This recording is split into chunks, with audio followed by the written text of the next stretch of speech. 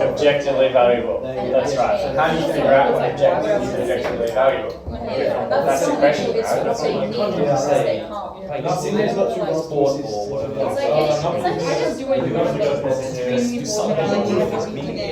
That's right. But other people think it is valuable, right? How do you decide?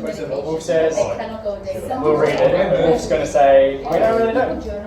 But it seems obvious that some things are and some things aren't, because otherwise we couldn't compare. Just got an example of someone who really, so let's say someone who really enjoys playing piano, right? And they get really good and they become the best piano player in the world. They play to audiences, thousands of people. People all feel the beauty of it. We're amazed that they're mastering it. It seems like they've accomplished something really meaningful, right? Another person really enjoys and spends just as much time smoking marijuana, right? And they enjoy it, but they just find it really meaningful to them, right? But we're not going to sell our audiences like stadiums full of people to watch someone smoke marijuana, right? What we're going to say is if you think we would compare those two and say that piano is more meaningful than just smoking marijuana, then we have to say there's an objective standard, right?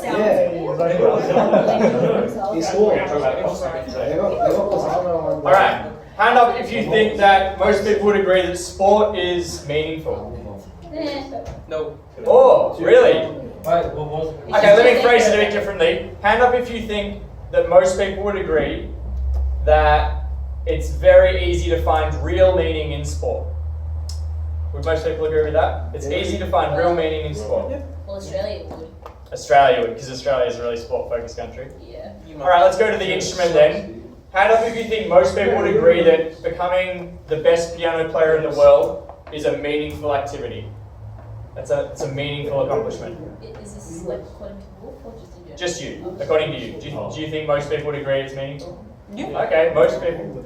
Hand up if you think that most people would agree that colouring in books is meaningful. In the same way as sport? In the same way as sport? No. Alright, Well, the point is let me give you another example. Let's say that someone, for whatever reason, really enjoys, what they really like doing is moving a heavy box from one end of Police Road down to the other end, and they put it down, and then the thing that they immediately really want to do is move it back again.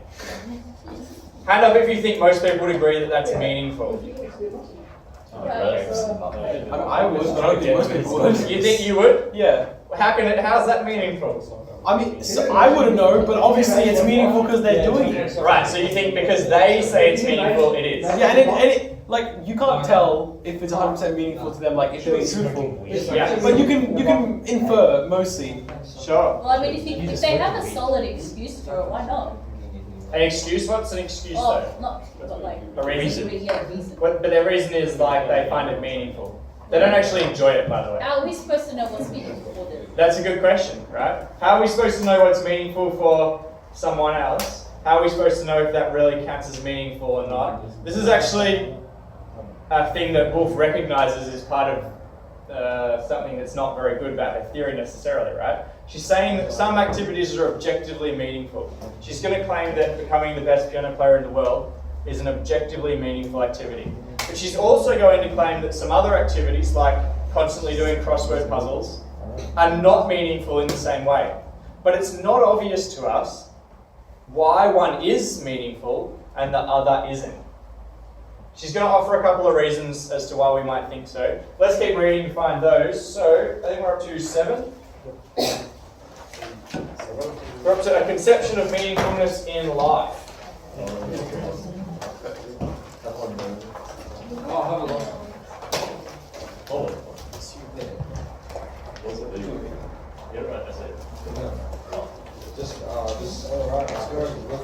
Very quickly, can everyone close their eyes? Close your eyes, close your eyes, close your eyes.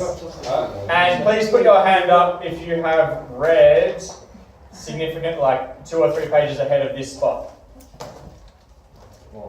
Eyes closed, so it's no pressure. Alright, hands down. Good, that's about half the class. Alright, eyes open. Alright, so a conception of meaningfulness in life. As in, what is meaningfulness? Would someone else like to read?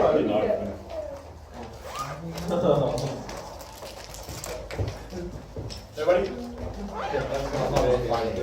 That's right. Alright. Academic philosophers do not talk much about meaningfulness in life. It's not a common area of study in universities.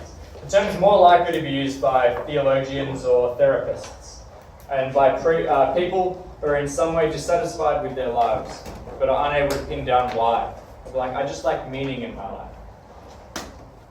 People sometimes complain that their lives lack meaning. They yearn for meaning, they seek meaning. People sometimes judge others to be leading exceptionally meaningful lives, looking upon them with envy or admiration. Meaning is commonly associated with a kind of depth. If you have a meaningful life, you're supposed to have a life that has some sort of depth to it. That's deep.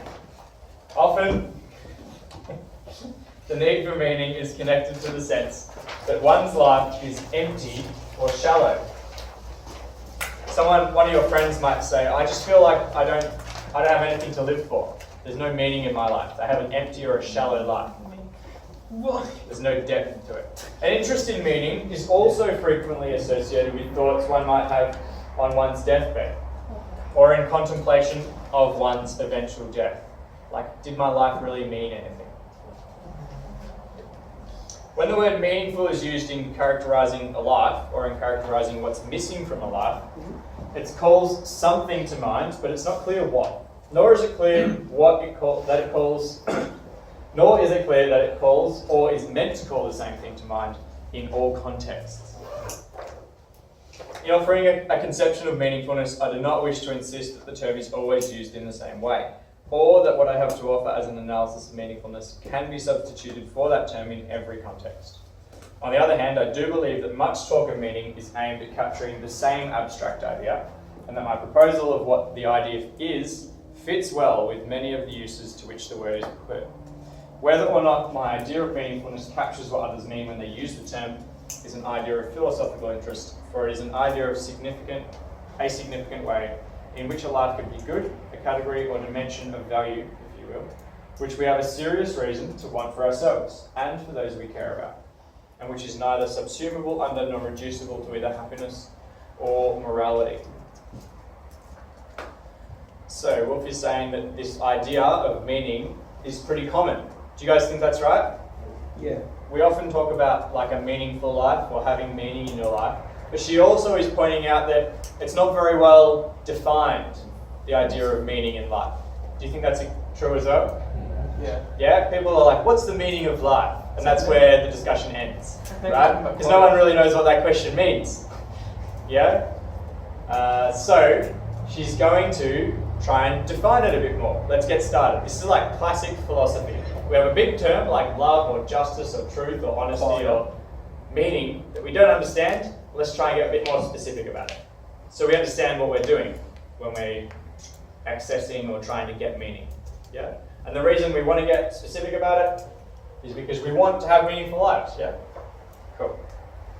According to the conception of meaningfulness I wish to propose, meaning arises from loving objects worthy of love and engaging with them in a positive way. Might want to highlight that bit. I'm going to write it down. So, meaning. You've already done it. It starts from meaning arises and ends in positive way. Arises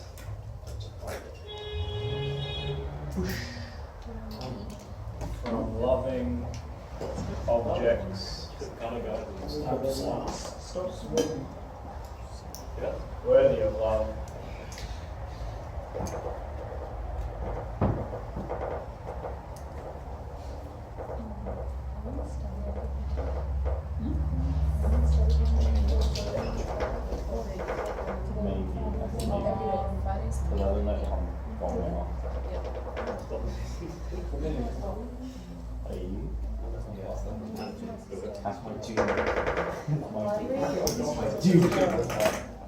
All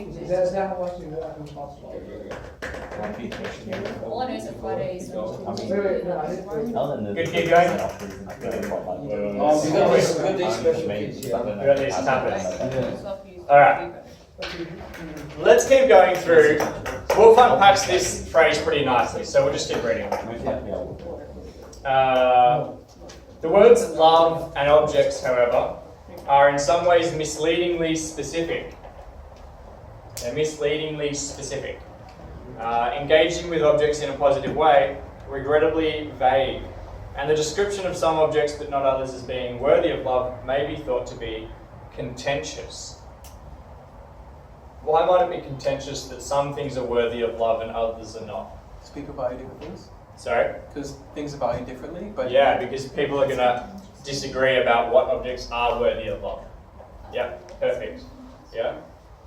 Rather than try to clarify the view by taking up one word or phrase at a time, let me try to describe the view in other terms, bringing out what I take to be salient, relevant. So, what is perhaps most distinctive about my conception of meaning, or about the category of value I have in mind, is that it involves subjective and objective elements, suitably and inextricably linked. I would highlight that. Yeah? 9. Meaning involves both subjective and objective elements, inextricably linked. What does inextricably mean? bless you, Jesus Christ. Yeah, unentangledly, inextricably linked. They cannot be separated.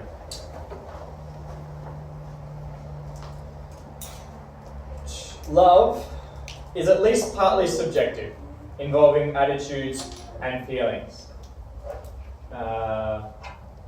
This should be pretty obvious to anyone, right? Has anyone got a puppy? Yes. Jordan, do you love your puppy? Yeah. Yeah, you do? Yeah. Abdul, do you love Jordan's puppy? Yeah. You better. Yeah. Really? Have That's you met right. Jordan's puppy? Yeah. How can you love Jordan's puppy? Because he's a Because dog. if I say nerd, then I feel embarrassed.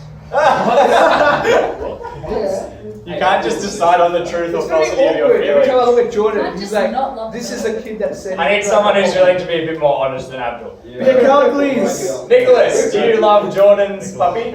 No, make it. That's not an answer. Well, it's going to change soon, No, No, buddy. no. thank you. No, I Good. did not. Because- I hate his puppy. Oh, you... Alright, so uncivilized. Alright, love is subjective. Does everyone get the point? Right, love is a personal thing. Know you anymore. Moving on.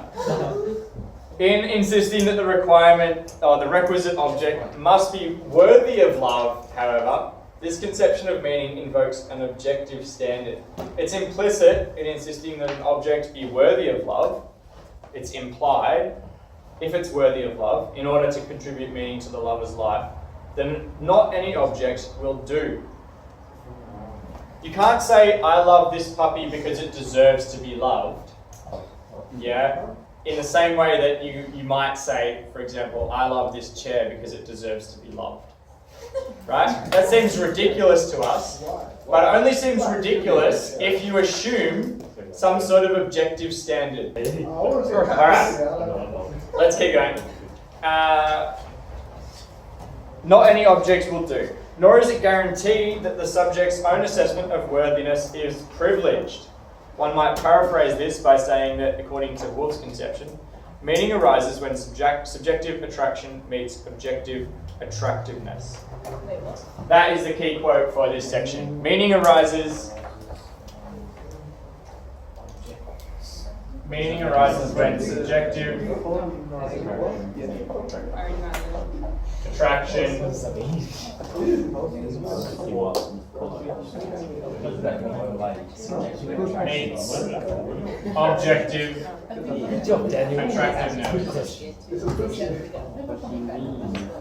Oh, you know how you said that we use the sprites? Alright, The one that you're using for... so let me just rephrase this quickly for you. What Wolf is saying is that something, you have to have some sort of subjective, personal attraction in a meaningful way towards the thing. But then you also, Wolf says, need to have this feeling for something that is objectively attractive in a meaningful way. You can't just feel meaning or feel some sort of meaningful reaction or have some subjective attraction to any old thing, Wolf says. It has to be something that's worthy of love, that's objectively attractive. And when those two things come together, Wolf says, then you have real meaning in your life. Yeah? She's going to say that something like becoming really good at piano is worthy of love. And if you really do find meaning in playing the piano, and those two things come together, then that will add meaning to your life. Tick the box, well done, you have a meaningful life now. Yeah? Incredible job. But if you have a subjective attraction towards moving a heavy box up and down Police Road, you can have all this subjective attraction you want. Wolf is going to say that's not something that's worthy of love. And because of that, it doesn't add meaning to your life. You might think it does, but you'd be wrong. You feel like you have a meaningful life, but for Wolf, you don't really have a meaningful life. Imagine pouring your heart out to Wolf and she's like, no, that's meaningless. Yeah, I know, it's brutal, right? So how do you know what's objectively... Let's keep reading, shall we? Essentially, the idea is that a person's life can be meaningful only if she cares fairly deeply about something or things. Only if she is gripped, excited, interested, engaged, or, as I earlier put it, if she loves something, as opposed to being bored by or alienated from most or all that she does. Even a person who is so engaged, however, someone who's really gripped by the things they're doing in life, even a person who is so engaged, however, will not live a meaningful life if the objects or activities with which she is so occupied are worthless. A person who loves smoking pot all day long, we'll call this the pot smoker example. This is actually used all the way through and you are expected to use it. Like I might ask you, outline Wolf's example of the person who smokes pot all day. Yeah? That could be a SAT question. Okay? Or doing endless crossword puzzles, and has the luxury of being able to indulge in this without restraint, does not thereby make her life meaningful. Finally, this conception of meaning specifies that the relationship between the subject and the object of her attraction must be an active one. You have to have an active relationship.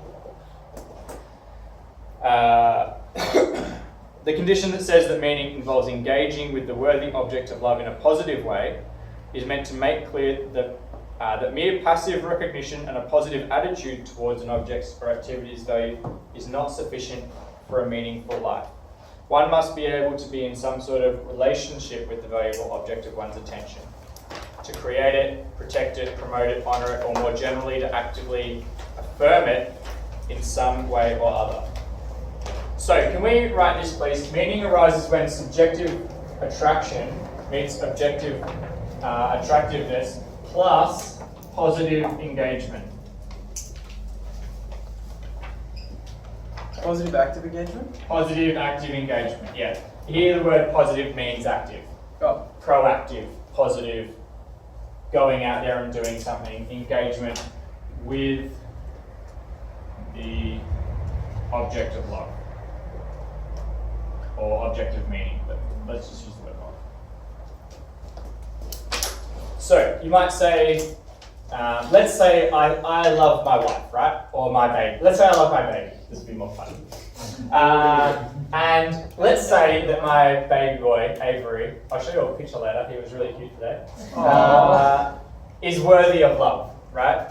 Wolf is going to say that you've satisfied these top two conditions. But now let's imagine that I just I'm happy with that from a distance. I'm like, oh yeah, over there, still crying, what a lovely kid. Yeah? I need to positively engage with my kid for it to be a meaningful relationship. I need to, for example, feed my child. That's a useful thing to do. Does that make sense to everyone? It's a useful thing to do. Yeah? Okay. Any questions about that so far? Good to keep going? Yeah. Alright, I think I had another point, but I might come back to it. Return that page. Aristotle. We go to Aristotle? Yep. Cool. Who remembers what the word indoxa means? Indoxic method. Indoxic method is? Everyone. asking people. Yeah, going out and finding out or talking about what everyone thinks. Yeah, what's the general conception of? Aristotle is well known for his use of the indoxic method in defending moral and conceptual claims. That is, he takes the indoxa, the things which are accepted by everyone, or by most people, or by the wise, as a starting point in his inquiries. You might think of the indoxa as being something like common sense.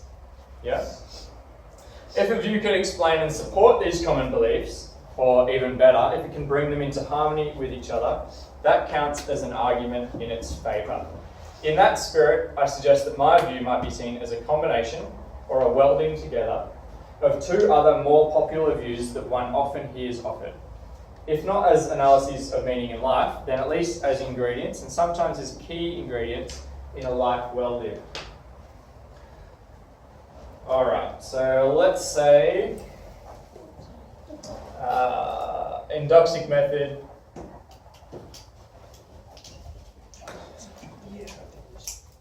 Two key ideas will be combined to help explain meaning in life. Oh, it sucks. There's a pretty feature of this song. It's not One. Alright, are we ready? All good? Number one. The first view.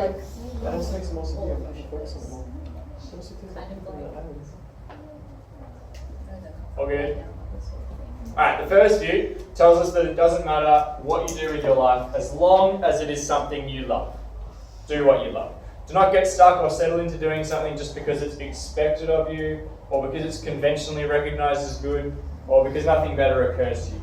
Find your passion. Figure out what turns you on and go for it. Yeah? I'm just going to write number one is find your passion.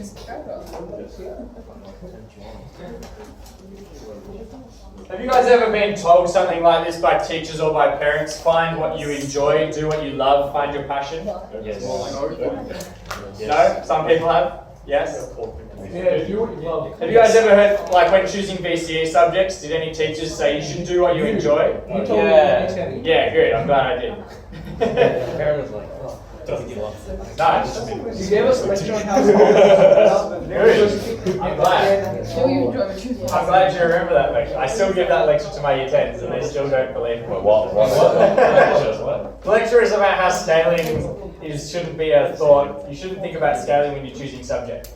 Because the whole point of scaling is to make them all worth the same based on levels of difficulty. Does that make sense? Yeah. For example, the one I always use, Abel's heard this lecture before, is let's say you can choose methods or specialist, right? And you know if you choose specialist, it gets scaled by an extra +5. A 0 doesn't scale. Right? But what that means is that it's +5 harder to get the same mark in specialist. So given your level of ability, if you get a 25 in methods, you'll probably get a 20 in specialist, right? So it works out the same. Yeah? That's why I think scaling shouldn't be a consideration when you choose VC subjects. There's no point telling you guys this because you're already there. But that's the whole point. Too deep in the rabbit hole, unless. Too deep. Can we go back to your Alright, number one, point question. Second view. Society. Let's do the second view real quick.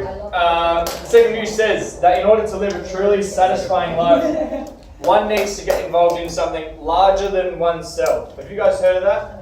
Yeah. Do something that's bigger than yourself. Get involved in something larger than you. The reference to the size of the group or the object one wants to benefit to be involved with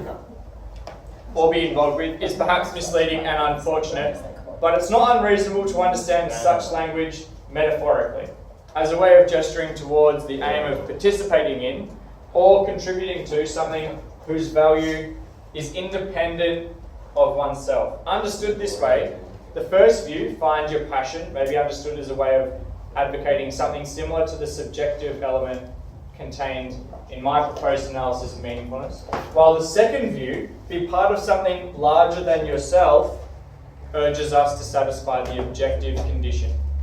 She's saying that number 2, the second part of common sense knowledge she's going to look at is find something bigger than yourself. No one is bigger than you. Or The coffee isn't bigger than that. independent Only embraces. of you to contribute to.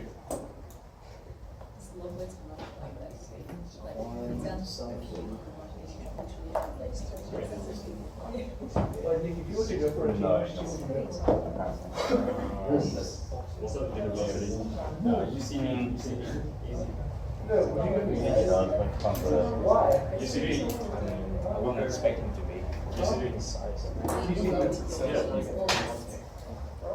Wow. Last place in the Best team. Why wouldn't you go for United? Like 2, 3, 3 or 4. Why wouldn't you just like United? The way they play. Just the whole thing. Just the whole thing. What about a history? What should no one care about it? I don't care. Oh. I don't know so much.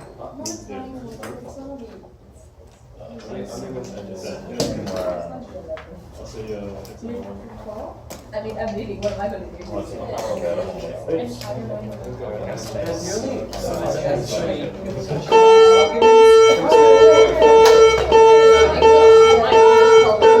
Alright guys, homework. Yeah, you're on my page. Yeah, right under that art set. Yeah. Sayonara.